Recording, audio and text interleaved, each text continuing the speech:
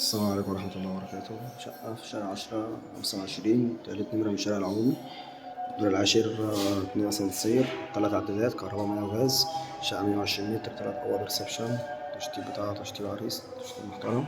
واجهة بحرية غير مجروحة خالص. دي البلكونة اهيت، واجهة بحرية اهيت مش مجروحة. شقة يعتبر تاني نمرة من الشارع 25، 3 أوض ريسبشن محترمين. دي كده عندنا طرق التوزيع اهيت. كده عندنا اهيت كده أول أوضة على الشارع برضه اهيت، أوضة 4.5 في 3.5. الأوض كلها بسم الله ما شاء الله عليها تشيل أوض نوم مرتاحة جدا.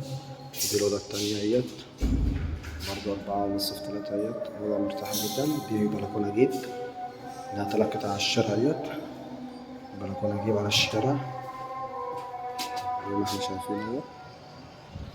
مش مصورين بالليل للأسف. شقة هوية ومش مجروحة خالص. كده عندنا الطرق فيها الأوضة والمطبخ والحمام التانيين. كده عندنا المطبخ اهوت، بسم الله ما شاء الله عليه، يشيل الأجهزة كلها مرتاحة، في عداد الغاز راكب اهو. هنا الحمام، شايل القعدة والبانيو والحوض مرتاحين اهوت. دي الأوضة التالتة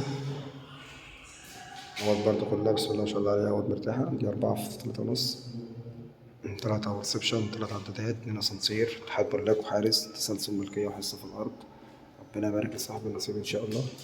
السلام عليكم ورحمة الله وبركاته.